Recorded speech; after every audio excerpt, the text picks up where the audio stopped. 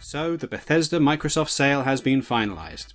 And I have to say, it is a little disheartening. For all that the presentation tries to put a positive spin on things, we all know that this is just a list of games that won't be appearing on PlayStation 5 anytime soon. Well, dude, don't sound too excited about it, but what's up, guys? I hope you all are having a great day today. We're going to be taking a look at a very interesting YouTube video here from a gaming journalist site, of all places, called dualshockers.com, and they're basically like a PlayStation-centric website, so you kind of know where their allegiances lie. They just sit there and shill all things PlayStation all day long, and you kind of know what you're getting when you click on a video or article from them. But this video in particular is one of the most salty videos I think I've seen come from an official games journalism site, and honestly, man, I just couldn't pass up this opportunity to go ahead and take a look at it. But the title of this video we're going to be watching is Why Bethesda Games May Not Be Xbox Exclusive Forever. But if you take a look at the like to dislike ratio on this video, they are getting absolutely obliterated, bro. Like, for a pro PlayStation channel, they are getting downvoted into the ground, bro. It is absolutely hilarious. That just tells you how absolutely fantastic this video is that we're about to witness. So I think without further ado, guys, let's go ahead and play this shit.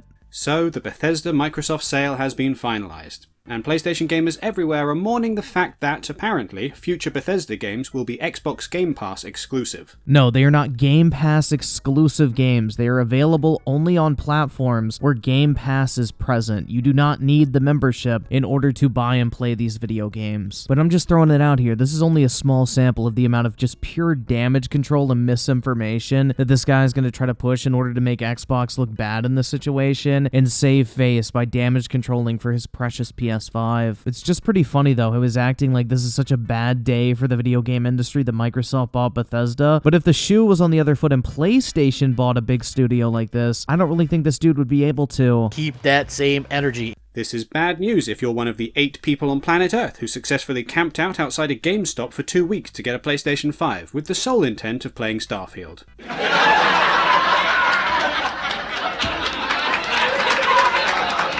Holy shit, dude, that was so funny, I forgot to laugh. But just a fair warning, man, there's going to be some really great humor throughout the rest of this video. This really isn't your year. Except, while the gaming press as a whole has been quick to report on comments from head of Xbox Phil Spencer about Bethesda's future exclusivity, things aren't really that simple. But it really is that simple, bro. It's just, you know, you're putting on the blinders at this point, dude. Like, you're in the first stage of grief, denial. Like, you still cannot come to the facts that Microsoft is not going to be putting Elder Scrolls on the PlayStation 5. They're not going to be putting the next Fallout on the PlayStation 5. Starfield is probably not coming to the PlayStation 5. But of course, this dude from DualShockers, a PlayStation damage control website, has all this insider info and was able to see what Microsoft was truly talking about where everybody else was misinterpreting it. You know, forgive me as I press X'd out on that shit, but I mean, it's pretty straightforward, bro. Like, Phil Spencer literally says in this roundtable discussion, which you claim to have actually watched, unlike other people, that all future games that are not already contractually obligated to come out on the PlayStation 5 will be PC and Xbox exclusive. It's really just that simple. Not all Bethesda games will be locked onto Xbox platforms for the rest of eternity. Ultimately, it's complicated. I mean, it's really not that complicated, but please enlighten us. Spencer's actual quote was, "So obviously I can't sit here and say every Bethesda game is exclusive, because we know that's not true." So far so good. So which games are exclusive and which aren't? Existing games and games with contractual obligations are not exclusive. All future Bethesda games will be exclusive. Pretty fucking simple, dude. There's contractual obligations that we're going to see through, as we always do in every one of these instances. We have games that exist on other platforms, and we're going to go support those games on the platforms they're on. There's communities of players. We love those communities, and we'll continue to invest in them. And even in the future, there might be things that have either contractual things or legacy on different platforms that we'll go do. Yeah, once again, I really don't know how you can get this confused, but, you know, let's keep going. Okay, so games that have already released and community-based online games. So, good news, PlayStation 5 owners, you get to keep Fallout 76? Yay! But there's more to it than that. I mean, there really isn't, but you know what? Let's go ahead and hear this. But I just want to go ahead and play the full clip of what Phil Spencer's talking about here, because you can just see what a disingenuous little prick this dude is, in all honesty, bro. Like, he cut the clip of Phil Spencer talking right before he actually gets to the point and clears up any confusion that anyone could possibly had, and this was 100% done deliberately, and the dude who made this video deliberately did this shit to try and push a false narrative, which, if you needed any more proof that quote-unquote games journalism is a complete fucking joke, look no further. Or legacy on different platforms that we'll go do. But if we're an Xbox customer, the thing I want you to know is this is about delivering great exclusive games for you that ship on platforms where Game Pass exists. And that's our goal. That's why we're doing this. That's the root of this partnership that we're building, and the creative capability we will be able to bring to market for our Xbox customers. It's going to be the best it's ever been for Xbox after we're done here. But after hearing that clip, I can almost guarantee you everybody watching this video from here on out is going to be like, this is the most pointless video I've seen in my entire life. Like, Phil Spencer literally clears up any confusion that this guy is trying to create in order to make his little 7-minute long damage control video about Sony losing Bethesda Games. I mean, this is some top-tier fanboy level bullshit from a games journalism site that a lot of people would probably use as like an official source. So it just really goes to show you, this fanboy bullshit reaches across all levels of the video game industry, and you really just love to see it. Yay! But there's more to it than that.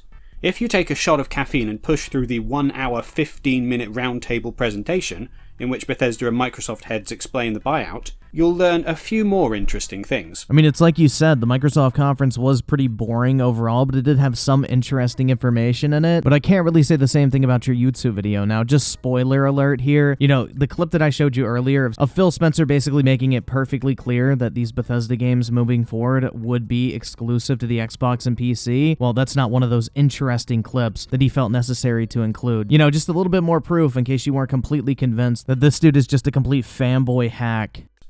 I don't blame anyone for passing on this wonderful opportunity, because at around the 30-minute mark they start discussing which are their favourite business meetings. It's a really dry presentation.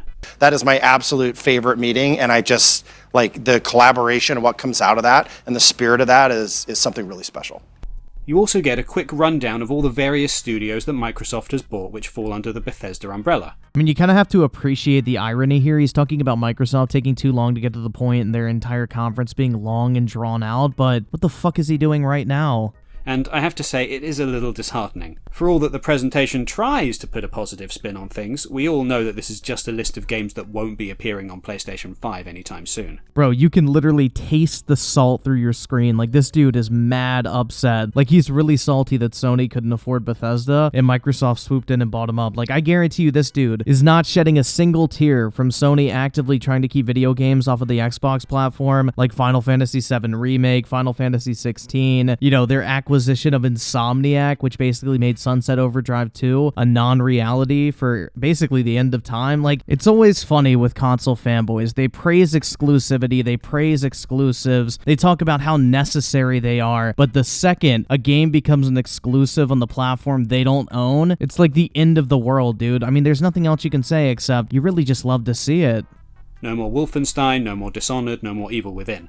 Deathloop and Ghostwire Tokyo will still first release on PlayStation, but after a couple of years the Bethesda releases on PlayStation 5 are going to dry up. I do feel bad for Todd Howard. Why? He probably made like tens of millions of dollars off this acquisition. I'd be really happy.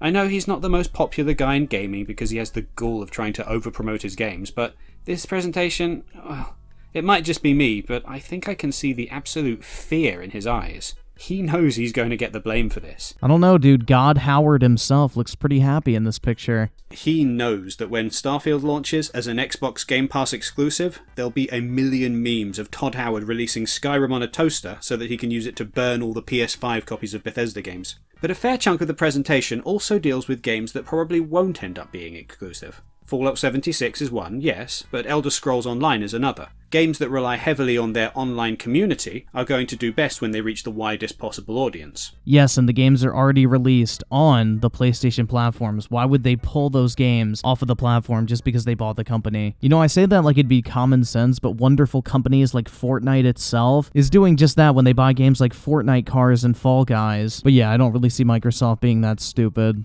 Now, of course, these aren't the games that Bethesda is best known for, but they're something. They leave the door open for future Bethesda releases on PS5 and other platforms in future. No, they fucking don't, and you know it, bro. Like, this is where this dude gets really disingenuous. Like, this is why he deliberately left that clip off of Phil Spencer, because he clears it up. He says games that are already existing on current platforms, we're going to continue to support. We're not going to pull them. We're not just going to drop support on them. But any future projects that don't have contractual obligations are going to be exclusive to the platforms that have Xbox Game Pass on them, aka the PC and Xbox. But you can see why he deliberately left off that clip, man. It makes his entire video completely fucking pointless. Because here's the thing that Phil Spencer isn't mentioning about console exclusives. They have a relatively short shelf life. I mean, are we really going to go here? A PlayStation fanboy site's going to argue about the merits of putting exclusive games on other platforms? Like, where's that same energy for Sony? Keep that same energy. I mean, you just really love to see it, dude. All of a sudden, when it's games they want to play that are exclusive on the Xbox, it's like the end of the fucking world. They'll come up with any excuse to try and convince Microsoft to not make it exclusive. Games age quickly, and a few years, indeed even a few months after a game's initial release,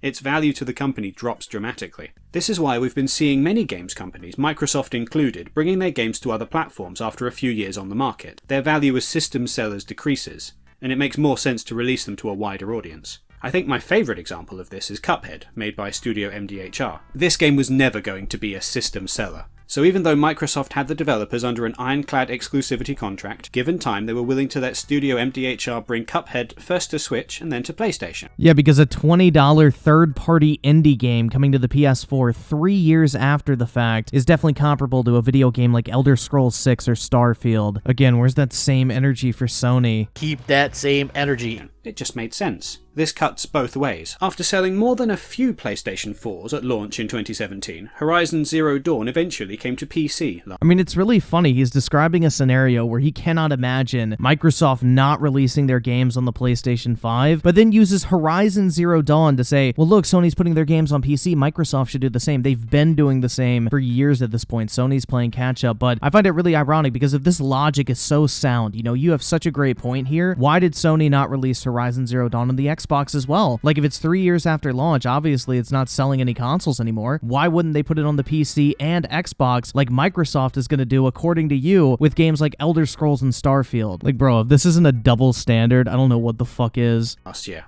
Ditto Death Stranding, a game which Sony helped to fund, but which was eventually brought to Steam, because it's genuinely better for games companies to only keep games exclusive for a short time. No, that's literally called a timed exclusivity contract. This is something that Microsoft absolutely understands. Yeah, and I think that's the reason why their games don't come to PlayStation. They know what they're doing. They understand how this works. Last year, Phil Spencer said, "Gaming is about entertainment and community and diversion and learning new stories and new perspectives.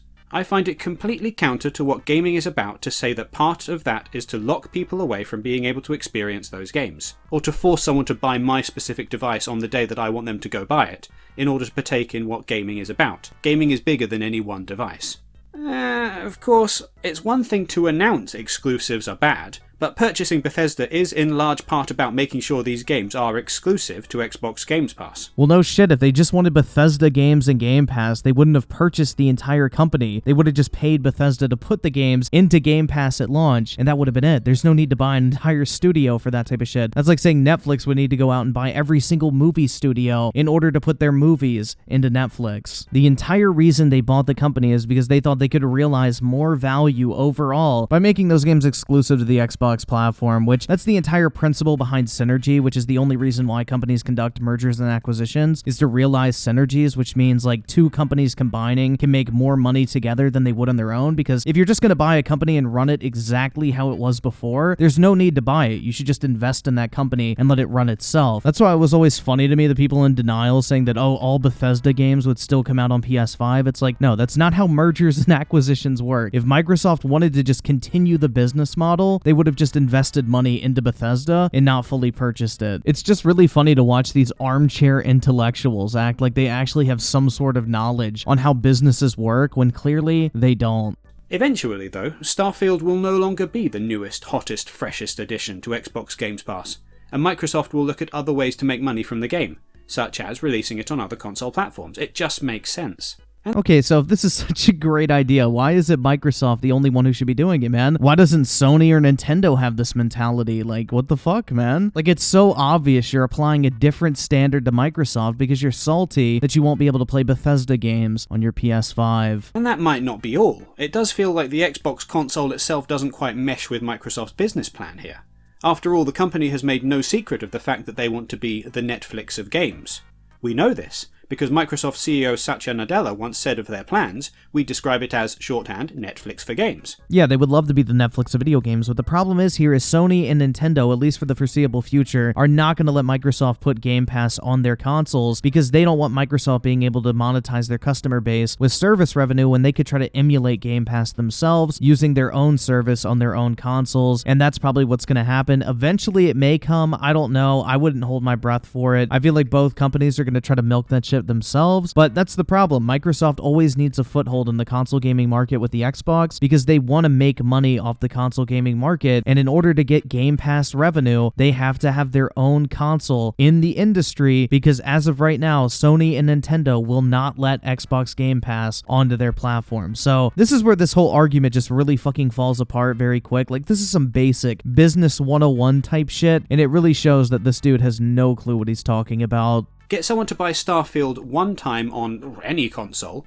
and you'll sell them the game once for $60, plus DLC or what have you at a later point down the line. But get them to subscribe to Xbox Games Pass, and they'll pay you $15 a month every month until they die. That's a lot of money to squeeze out of your customer base. Frankly, it would not surprise me if, maybe not this year, maybe not next year, but eventually, we get some form of Xbox Games Pass, first on Nintendo Switch, and then on PlayStation. Yeah, I think hell has a better chance of freezing over at this point. That seems to be the direction Microsoft is heading. That's right, Microsoft investing in 2 next-generation consoles, that screams that they're trying to move on. As with Bethesda's community games, their Fallout 76s and Elder Scrolls Onlines, the more players you can hook, the more money you can make. And that often means bringing your fancy subscription service to other platforms. The question then, and this is probably the big reason why Microsoft is so hesitant about releasing Bethesda games on PlayStation, is if you can get Xbox Game Pass on a PS5, why own an Xbox? It's not that they're hesitant about doing it, it's that Sony literally will not let them put Xbox Game Pass on the PS5. I think if it was up to Microsoft, it already would be.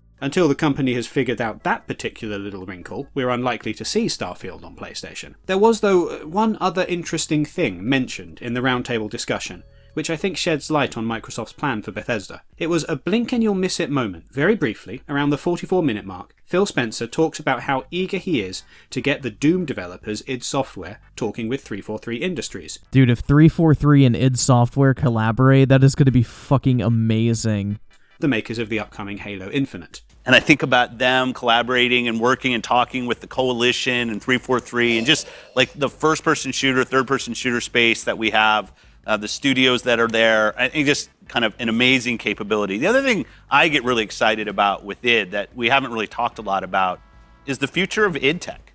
And what could that mean inside of Xbox? I don't know, man. That's how I just don't really understand why people are so negative about this entire acquisition. Like, just thinking about how amazing this could be for video games in general. Like, you have Microsoft, a company that has the resources to invest money into Bethesda's games to get them to actually be really good. And then in addition, they have access to all this new technology that Microsoft can put into their own video games, further improving them. I don't know. It just seems like a match made in heaven, in my opinion. And I think we're going to get some fantastic games as a result of it. You know, fingers crossed. You know, it could all go to shit, who the fuck knows, but I don't know. This seems like a really good match, and personally, I'm just really looking forward to seeing what actually comes out of these collaborations between the different Microsoft and Bethesda studios. Like, I feel like this is just a really cool opportunity to get some really fucking badass games, and I don't know. Personally, I'm excited for it. I think it's nothing but a positive thing. It seems like Microsoft is really just putting an emphasis on putting out games at this point, so I don't know. I'm looking forward to seeing what comes from this shit. I'm very optimistic, in case you couldn't tell, but maybe that's because I just don't own my PS5.